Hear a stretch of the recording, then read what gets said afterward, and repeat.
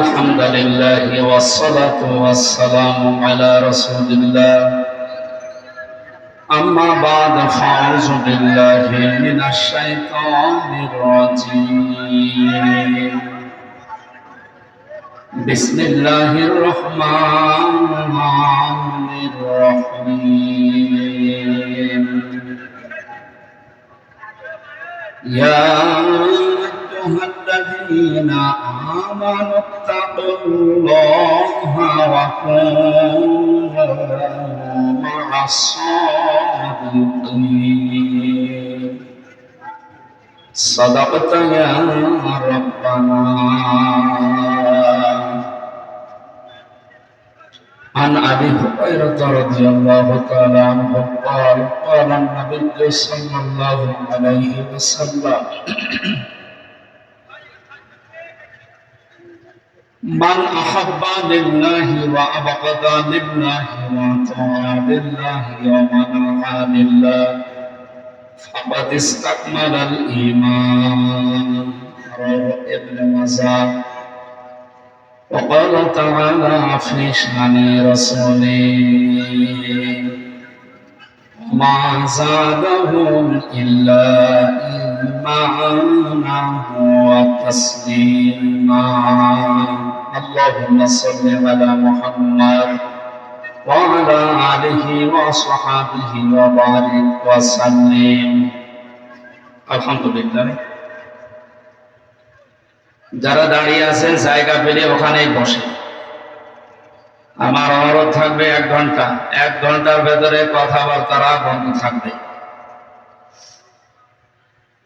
বাংলাদেশের ঐতিহ্যবাহী জেলা রংপুর গঙ্গাচড়া থানার অন্তর্গত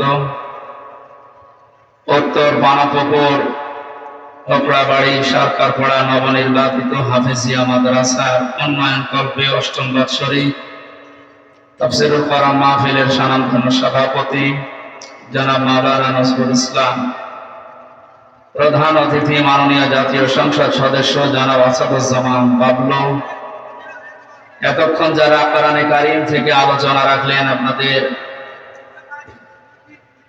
এ বিভাগের কৃতি সন্তান জনাব মাওলানা ওমর ফারুক সিদ্দিকী, আলোচনা রেখেছেন জনাব মাওলানা হোসাইন আহমেদ মাহফুজ চুয়াডাঙ্গা, মঞ্চে বসা আছেন ইসলামিক চিন্তাবিদ মাওলানা আবু যর গেফারি চুয়াডাঙ্গা, বসা আছেন বন্ধুবার হাফেজ মাওলানা মাহফুজুর রহমান দিনাজপুরি, বিশেষ অতিথিবৃন্দ, যত মানুষের নাম দিয়েছে একটা একটা করে নাম ধরে দোয়া করলে অনেক সময় লাগবে, একবারে দোয়া করে দিলাম।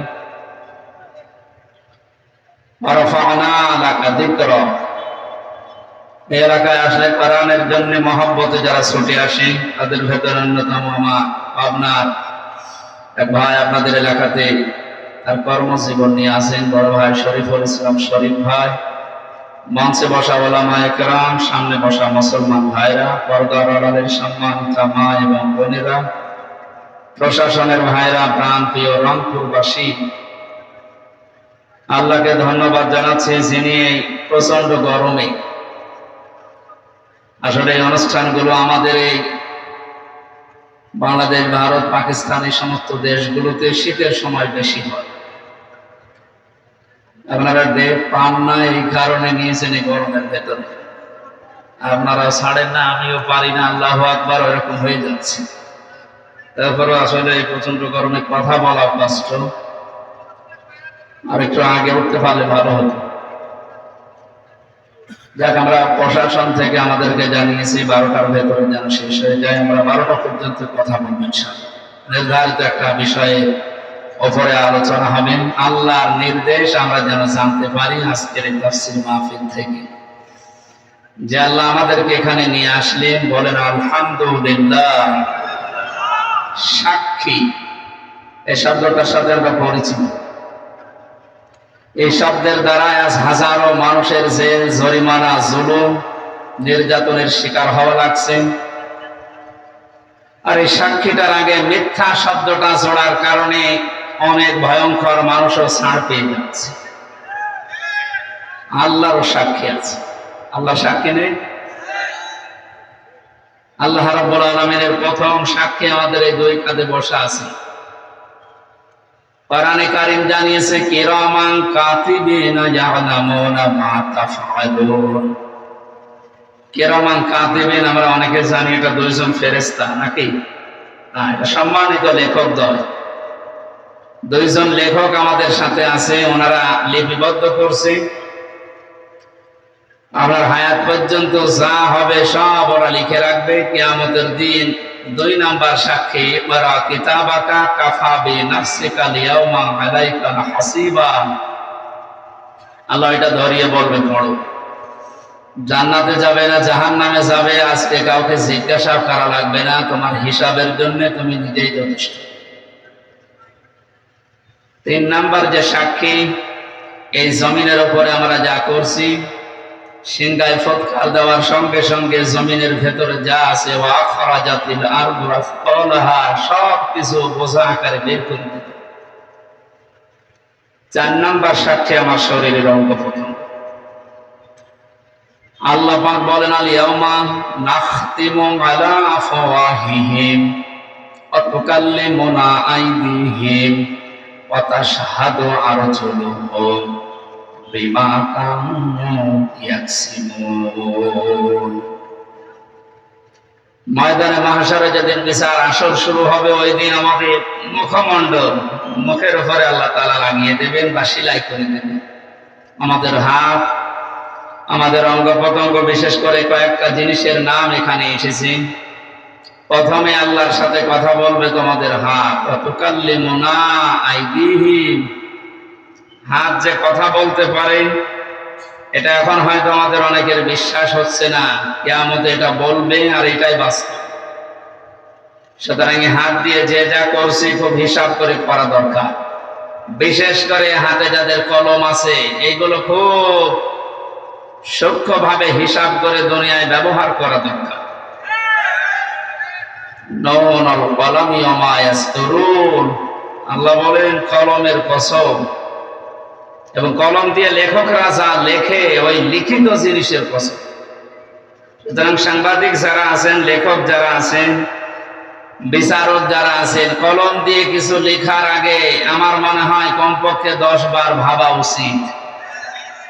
এমন কিছু লেখা ঠিক না আমার চোখ বন্ধ হওয়ার পরেও যেন ওই লিখিত জিনিস আবার কিয়ামত পর্যন্ত আমার কবরের আযাব বাড়াতেই থাকে। আমার কথার অর্থ বোঝেন তো? লেখকরা যা লিখে যাচ্ছে, এই লিখিত জিনিসের কসম দিলেন কেন? পৃথিবীতে এমনও মানুষ আছে, বুঝে হোক না বুঝে হোক এমন কিছু লেখে, ওই সময় হয়তো আবেগে কিছু লিখে রাখা যাওয়ার পরে লোকটা বিদায় নিলে ওই লিখিত জিনিস নিয়ে জীবিত মানুষেরা এমন এমন কিছু তৈরি করে রং চং মাখিয়ে, ওইটার দ্বারা হাজারো মানুষের চরিত্র ধ্বংস হয়, ওইটার দ্বারা হাজারো মানুষ হাইজাকার হয়, চাঁদাবাজি শেখে, ওখান থেকে হাজারো মানুষ বেয়াদব হয়ে যায়। আমি নাম নিলাম না, এদেশের একজন পতিত দশা লেখক, নাম করা, নাম নিলে আপনারা চিনবেন। এই লোকটা যে সমস্ত উপন্যাস, যে সমস্ত বইগুলো লিখেছে, উনি মারা গেছে, কিন্তু তার এই বইগুলো দিয়ে এখন নাটক বানানো হচ্ছে, সিনেমা বানানো হচ্ছে। এমন এমন নাটক সিনেমা বানানো হয় যেখানে মানুষের চরিত্র ধ্বংস করা ছাড়া চরিত্র সংশোধনের কিছু সেখানে নেই। সে লোকটা তো মারা গেছে অনেক আগে, শুয়ে আছে সবুজ একটা শ্যামল জায়গায়। এর দ্বারা যত মানুষ এই দেশের চরিত্র হারাচ্ছে, পৃথিবীর সবচাইতে বড় সম্পদ মানুষের চরিত্র। এটা যারা হারিয়ে ফেলে তার কাছে আর কিছু থাকে না। আপনি তো মারা গেলেন, আপনার লিখিত জিনিস দিয়ে কি মানুষ হারাচ্ছে আপনি কবরে বসে বসে কিন্তু এখন টের পাচ্ছেন। এই জন্য লেখকরা যা লিখে যাচ্ছে ওই লিখিত জিনিসের গুরুত্ব আছে, এই জন্য আল্লাহ লিখিত জিনিসের কসম দিয়েছে। এমনকি এটা যখন ইতিহাস হয়ে যায় তখন ওর কদর আরো বেড়ে যায়। আল্লাহ বলেন ওয়াল আসরি, ইতিহাসের কসম। কারণ পৃথিবীর ময়দানে অনেক কিছু অনেকে ভুলে যায়, ইতিহাস ওইটা সংরক্ষণ করে রাখে, ইতিহাস কিন্তু ভোলে না। পৃথিবীর নিয়মই হচ্ছে এটা, ঘটনা যখন ঘটে ওই সময় কেউ লেখে না, ঘটনা ঘটে যাওয়ার পরে কিন্তু ইতিহাস লেখা হয়। আপনি কি বুঝে বলেন ঠিক নাকি আন্দাজে সবার সাথে তাল মিলান? আপনারা অনেকে আমরা জন্মের পর থেকে ইয়াজিদের ইতিহাস শুনি। লোকটা জালেম ছিল। কে ছিল?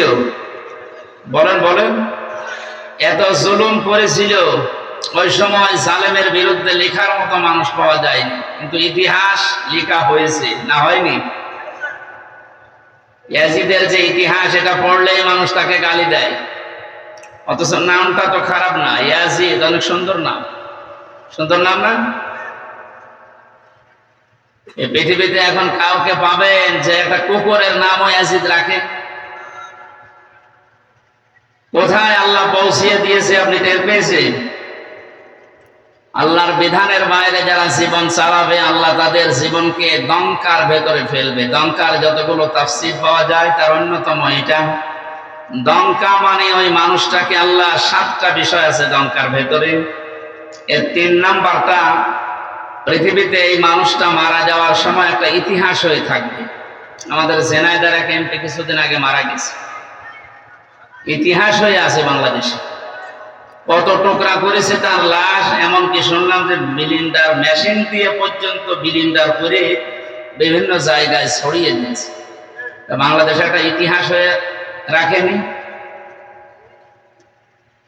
হয়তো এখন এই ইতিহাস কেউ লিখছে না, লেখা হবে। আপনি লেখা হবে না? 10 বছর, 20 বছর, 50 বছর পরে যখন ইতিহাস লেখা হবে, পৃথিবীর মানুষ, আগামী প্রজন্ম, দুনিয়ায় যারা আসবে, জালেমদের নাম শুনলে বরদোয়া দেবে, ঘৃণা করবে। ইমাম হোসাইনের পক্ষে ওই সময় কেউ ছিল না, কলম ধরার সাহস কারো হয়নি, কিন্তু ইতিহাস লেখা হয়েছে, না লেখা হয়নি?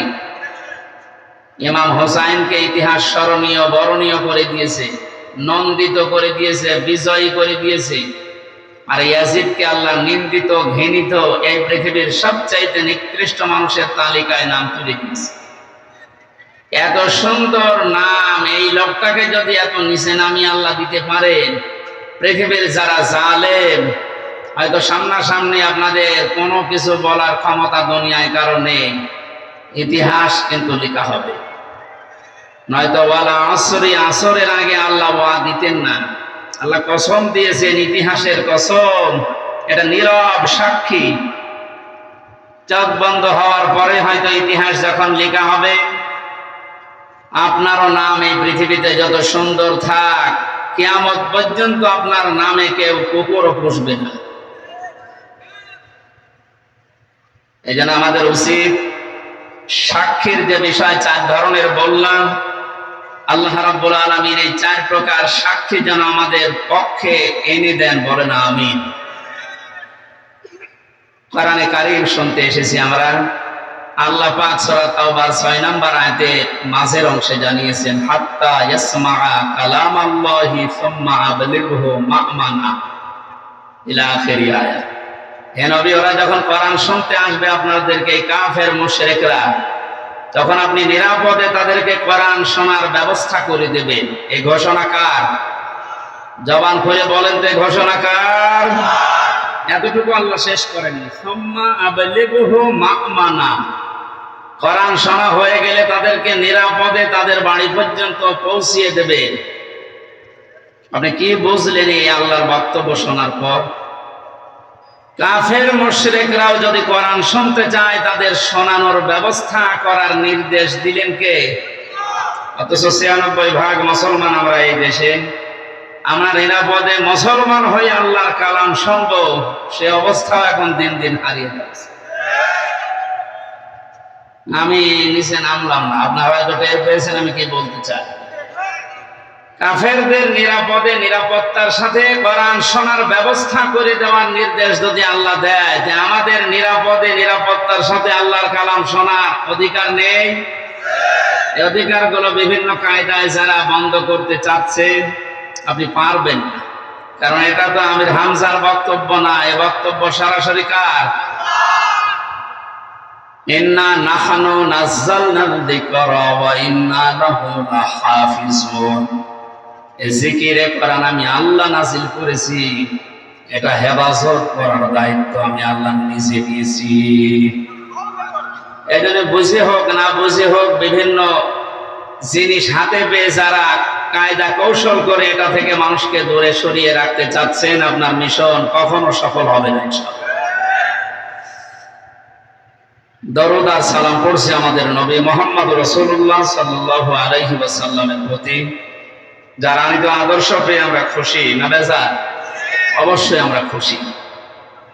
যে সূরার আয়াত পড়েছি সূরা তাওবার 119 নম্বর আয়াত, এই সূরার 129 নম্বর আয়াতে আল্লাহ রাব্বুল আলামিন বিশ্বনবী মুহাম্মদ রাসূলুল্লাহ কিছু গুনাহ বলে দিয়েছে। তিনি মুমিনদের উপরে রহম দিন। এই পৃথিবীতে আল্লাহর যে নামগুলো আছে, কয়েকটা নবীর নামের শেষে আল্লাহ তার নিজের নাম ব্যবহার করেছেন, তার ভেতরে আমাদের নবী মুহাম্মদ রাসূলুল্লাহ। কয়েকদিন ধরে যে ইবাদতটা চলে গেল, নাম আমরা জানি কুরবানি, নাম কি চলে গেল না? উৎসাহ উদ্দীপনা নিয়ে সারা দেশে এই দিবসটা পালন করেছি আমরা। এটা একটা মহান শিক্ষা দিতে এসেছিল। কুরবানির ইতিহাস আমি সেদিন এই লালমনিরহাট সদরে বলেছিলাম যে এই জায়গা থেকে এসেছি আর এই জায়গা থেকে শেষ হয়ে গেছে। এখানে 27টা শিক্ষা দিতে এসেছিল 1 বছর পর পরে কুরবানি। আল্লাহ রাব্বুল আলামিন তার নিজের যে নাম হালিম, যে নবীর নামের পরে দিয়েছেন ফাবাশশারনাহু বিগুলামিন হালিম।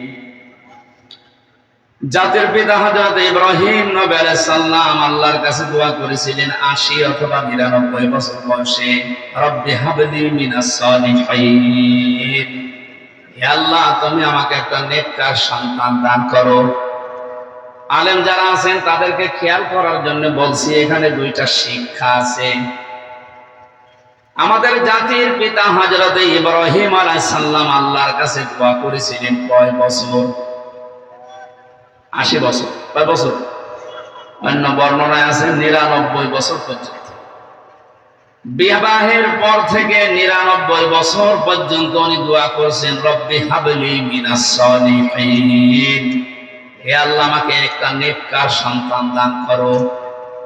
আল্লাহ রাব্বুল আলামিন 99 বছর পরে জবাব দিয়েছিলেন ফাবাশশারনাহু বিগুলামিন হালিম, হে ইব্রাহিম তোমাকে আমি একটা সন্তান দিয়েছি, শুধু সন্তান না, এটা গোলামিন হালিম, সহনশীল এবং ধৈর্যশীল। এটা ধৈর্যের পরীক্ষায় উত্তীর্ণ। আল্লাহ পাক বলেন গোলামিন হালিম। ইব্রাহিম নবীর সঙ্গে সঙ্গে প্রশ্ন করেছিলেন, আল্লাহ আমাকে হালিম দিয়েছ, চাচা হালিম? কি হালিম? এমন হালিম দিয়েছে সন্তানটাকে, আসলে কি হালিম? আমি এটা দেখতে চাই। 11 থেকে 13 বছরের ভেতরে আল্লাহ রাব্বুল আলামিন হযরত ইব্রাহিম নবীকে স্বপ্নে দেখিয়েছিলেন যে প্রিয় বস্তুকে কুরবানি করো। ফালাম্মা বালাগা মা'আহুস সা'য়া ক্বালা ইয়া বুনাইয়া ইন্নী আরা ফিল মানাম আন্নী আযবাহুকা ফানজুর মাযা তারা। সন্তানটা যখন নিজের সাথে চলাফেরা করতে শিখেছে, ছোট বয়সে এক মায়া থাকে। ছেলে আর মেয়ে যখন বাবার সাথে একটু চলাফেরা করা, তার হাতে পিঠে লাগা, একটু কাজে কামে সাহায্য করার বয়সে উপনীত হয়, আল্লাহ নিজে বলেন ওই সন্তানের প্রতি মার বাবার মহব্বত ভালোবাসা আরো বেড়ে যায়। জন্মের পরে আল্লাহ জবাই করার জন্য বললেন না কেন? কারণ তার থেকে কোন সাহায্য সহযোগিতা এখনো পর্যন্ত ইব্রাহিম নবী পাননি। 11, 12 বছর, 13 বছর বয়সে সন্তান যখন হাতে লাগার মতো, হুকুম করলে শোনে, এ কাজ করো, এটা নিয়ে আসো, যখন এই শোনার মতো বয়সে পরিণত হয়েছে, আল্লাহ রাব্বুল আলামিন তখন এই পরীক্ষাটা তার উপরে চাপিয়েছেন। ইব্রাহিম আলাইহিস সালামের ঘটনা বলা আমার উদ্দেশ্য না, কারণ এই 4-5 দিন আপনারা বহু এই কাহিনী শুনেছেন। এখান থেকে শিক্ষাটা আমি নিতে চাই। হযরত ইব্রাহিম নবীকে আল্লাহ যে হালিম দিলেন, গোলামিন হালিম, উনি ওটা পাওয়ার পরে প্রশ্ন করেছিলেন, আল্লাহ কি হালিম তুমি আমাকে দিয়েছো, আমি ওটা দেখতে চাই। এই জন্য স্বপ্নে দেখার পরে সন্তানটাকে তিনি জবাই করে ফেলতে পারতেন, করেন নাই। এটা মনিরের ভেতরে আছে তাফসীর। আমি জেলখানায় বসে বসে যে 11-12টা তাফসীর মিলিয়েছিলাম, তার ভেতরে এটা একটা তথ্য। সন্তানটাকে ডাক দিয়ে বললেন, ক্বালা ইয়া আবাতি ফাআল মা তুমার, হে আমার কলিজার টুকরা সন্তান, আমি স্বপ্নে দেখলাম তোমাকে আমি জবাই করছি, এখন বলো তো তোমার রায় কি? প্রশ্ন আসতে পারে, হুকুমটা কার? জবান করেন না কেন? পালন করছে কে? সাধারণ মানুষ না, আল্লাহর খলিল, যিনি প্রতিটা পরীক্ষায় পাশ করার পরে উপাধি পেয়েছেন। বাংলাদেশের বিভিন্ন প্রান্তে যাওয়ার পরে দেখি কারণ নামের আগে পরে লেখা দীনবন্ধু, দীপ বন্ধু, বাকিটা নাই আই বললাম। কত রকমের বন্ধু আমরা দেখতে পাই, অথচ ইব্রাহিম আলাইহিস সালাম বন্ধু ছিলেন। এটা এমনি এমনি তিনি পাননি। দিনাজপুরেও একজন আছে, আমি নাম নিলাম না, মানবতার বন্ধু। ইব্রাহিম নবীকে আল্লাহ আমি কোরআন পড়ে পেয়েছি 50টা পরীক্ষা করেছিলেন। তার ঈমান সম্পর্কে 10টা, আমল সম্পর্কে 30টা, আর পুরা শরীরের ভেতরে 10টা। এই 50টা পরীক্ষা করার সর্বশেষ পরীক্ষায় তাকে বলেছিলেন খলিল। খলিল বলা হয় ওই বন্ধুকে যিনি আল্লাহর সন্তুষ্টির জন্য সব করতে পারেন। জোরে বলেন সুবহানাল্লাহ। হযরত ইব্রাহিম পরীক্ষা দিয়ে পাশ করে খলিল পেলেন। ডাক দিয়ে বলে, রব্বুল আলামিন, তুমি আমাকে গোলামিন হালিম দিয়েছো, তোমার নামটা আমার সন্তানের নামের সাথে লাগিয়েছো, দেখি কেমন হালিম দিলে। এই যে পরীক্ষা, এই কারণে তিনি সন্তানকে জিজ্ঞাসা করেছিলেন। অথচ বাকি 49টা পরীক্ষা আপনি তাফসীর দেখেন, কোন পরীক্ষার আগে কাউকে জিজ্ঞাসা করা, প্রশ্ন করা, এমনকি যেদিন এই ছোট সন্তানকে মরুভূমিতে রেখে আসে, বারবার স্ত্রী হাজেরা রাদিয়াল্লাহু তাআলা আনহা প্রশ্ন করেছিলেন, স্বামী আমাকে রেখে যাচ্ছেন নবজাতক সহ, এটাকে আপনার নিজের ইচ্ছা না আল্লাহর ইচ্ছা? ওই সময় কিন্তু বলেননি তিনি যে আল্লাহর ইচ্ছা বা আমার ইচ্ছা, শুধু আকাশের দিকে আঙ্গুল তুলেছিলেন। এর আগে যত 49টা পরীক্ষায় কোন দিন তিনি আল্লাহর কাছে, কোন মানুষের কাছে পারমিশন নেওয়া দূরের কথা, জিজ্ঞাসা করেননি। আল্লাহ বলেছেন আসলিম, তিনি বলেছেন আসলামতু লিরাব্বিল আলামিন। এই পরীক্ষাটা এসে তিনি জিজ্ঞাসা করলেন কেন? মুফাসসির বলেন, হযরত ইব্রাহিম মনে মনে ভাবছিলেন, আমি যে সন্তান চেয়েছি 1 বছর 2 বছর না, 99 বছর। নবীদের কাছ থেকে উম্মতের শিক্ষা নেওয়া দরকার। তিনি যেহেতু আমাদের জাতির পিতা, আমরা যারা তার সন্তান হিসাবে নিজেকে দাবি করি, অবশ্যই আমাদের উচিত সন্তান হলে কোন পীর সাহেবের কাছে, মরা পীর, জিন্দা পীর, কবরের কাছে না যাওয়া। তিনি কিন্তু 99 বছর পর্যন্ত দোয়া করেছিলেন, আর আমাদের 2-4 বছর মন ভেঙে যায়। সন্তানটা পাওয়ার পরে চিন্তা করছিলেন, আল্লাহ আমাকে হালিম দিয়েছে, আমি আসলে পরীক্ষা করে দেখি কেমন গোলামিন হালিম। বললেন, বাবা আমি স্বপ্নে দেখেছি তোমাকে জবাই করছি, এখন তোমার রায় বলো। ছোট মানুষ তো রায় একবারেই বলতে পারতেন। আপনি কি বাবা না কসাই? ছোটবেলায় রেগে এসেছিলেন, কোনদিন খোঁজ খবর নিলেন না। 11 বছর বয়সে এখন এসে বলছেন যে তোমাকে জবাই করতে চাই, একটা কথা হলো? এমনকি অহংকার চলে আসবে নিজের ভেতরে, এমন কোন কথা মুখ দিয়ে বের করেননি।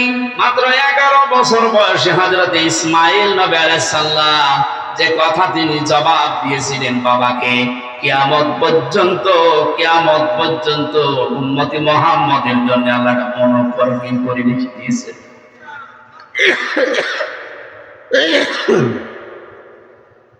হযরত ইসমাঈল ডাক দিয়ে বললেন, সাতাজিদুনি ইনশাআল্লাহু মিনাস সাবিরিন।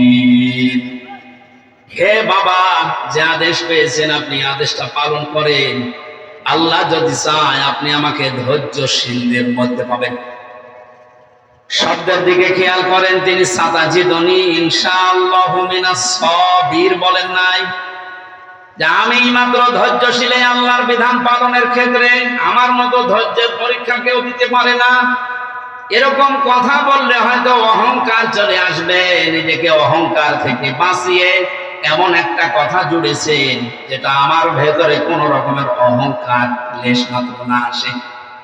হযরত ইব্রাহিম নবী সাতাজিদুনি ইনশাআল্লাহ মিনাস সাবিরিন, এই দুইটা শব্দ শোনার পরে তিনি মনে মনে ভাবলেন যে আমার দোয়া যা করেছিলাম আর আল্লাহ যা জবাব দিয়েছেন আর ঠিক মতোই হচ্ছে। যে আল্লাহর বিধান মানতে গিয়ে দুইটা শব্দ বলেছে ইনশাআল্লাহ সাবিরিন। এখান থেকে শিক্ষা নেওয়া দরকার, পৃথিবীর কোন কাজ যদি আমরা আল্লাহর জন্য করি আমরা যেন অহংকার না করি। হযরত ইসমাঈল নবী আলাইহিস সালাম বাবাকে বললেন আপনি শুরু করেন যা স্বপ্নে দেখেছিলেন। তাফসিরে হাদিসে যে বিশাল কাহিনী আপনারা শোনেন জন্মের পর থেকে, হযরত ইসমাঈল নবীকে নিয়ে তার বাবা যখন জবাই দিচ্ছিলেন ওই সময় আল্লাহ পাক তাকে ডাক দিয়েছিলেন ফালাম্মা আসলামা ওয়া তাল্লাহু লিল জাবিন। আমি আলেমদেরকে বলছি আল্লাহ পাক আসলিম না দিয়ে আসলামা দিলেন কেন? আসলামা না দিয়ে আসলামা দিয়ে বচন দিয়েছেন এই কারণে, হযরত ইব্রাহিম নবী যদি আল্লাহর এই পরীক্ষায় পাশ করার জন্য বলতেন আমি জবাই করবই, ইসমাঈল নবী যদি বলতেন না আমি জবাই হব না, আল্লাহর বিধান পালন করা কারো জন্য হতো? বলেন বলেন। একজন দৌড় দিত আর একজন ছুরি নিয়ে তাড়া দিত। হযরত ইসমাঈল নবী যদি বলতেন আমি আল্লাহর এই বিধান পালন করতে রাজি আছি, ইসমাঈল নবী যদি পালন করার জন্য এগিয়ে আসতেন, ইব্রাহিম নবী যদি বলতেন না ৯৯ বছর বয়সে একটা সন্তান পেয়েছি আমি জবাই করব না, আল্লাহর বিধান পালন করতে বাধ্য।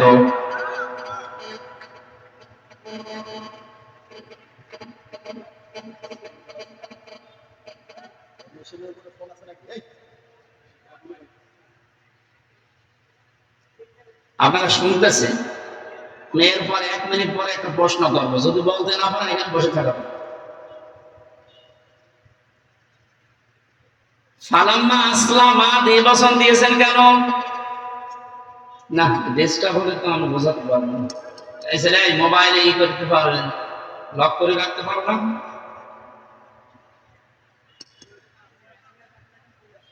বসো।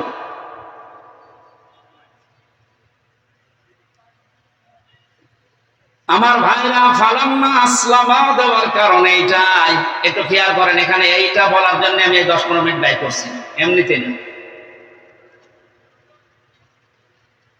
আল্লাহ পাক বলেন আসলামা, টান দিলাম ১ বচন ২ বচন কি দিয়ে বচন দিয়েছি কেন জানো? দুইজনই যখন এগ্রি হয়েছে, রাজি হয়েছে আল্লাহর বিধান পালন করার জন্য, দুইজন রাজি, আল্লাহ পাক তখন তাদের এই বিধান সহজ করে দিয়েছেন। শুধু না, অনাদাইনাহু আইয়া ইব্রাহিম, আরশ থেকে আল্লাহ ডাক দিয়েছেন ইব্রাহিম قد صدقت الرؤيا إنا كذلك نجزي المحسنين। অবশ্যই তুমি তোমার স্বপ্নকে সত্যের রূপ দিয়েছো, আর এভাবেই করে আমি মুহসিন বান্দাদেরকে পুরস্কার দিয়ে থাকি। আল্লাহ মুহসিন না দিয়ে মুহসিনিন বহু বচন দিয়েছেন। শুধু এটা ওই সময়ের জন্য না, কিয়ামত পর্যন্ত দুইটা শিক্ষা এখানে বহন করে। ১ নাম্বার আসলামা দেওয়ার শিক্ষা, ২ নাম্বার মুহসিনিন দেওয়ার শিক্ষা। একটু খেয়াল করুন ভাই,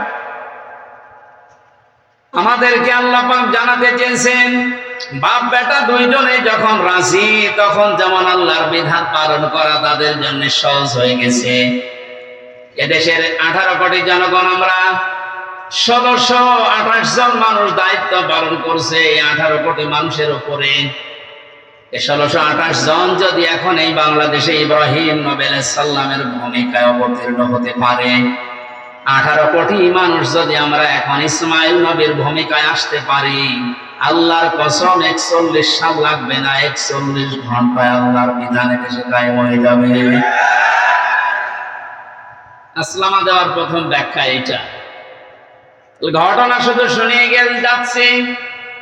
এখন যদি এরপরের আয়াতগুলো একটা একটা করে শিক্ষামূলক বলি, আমার মনে হয় আপনারা কান্নাকাটি করবেন। কাঁদার দরকার নেই, এখানে শিক্ষাটা নেওয়া দরকার। যারা আছেন কারো ইশারায় না চলে জাতির পিতা ইব্রাহিম আলাইহিস সালামের ভূমিকায় আপনারা অবতীর্ণ হবেন, এইটাই জাতি চাচ্ছে।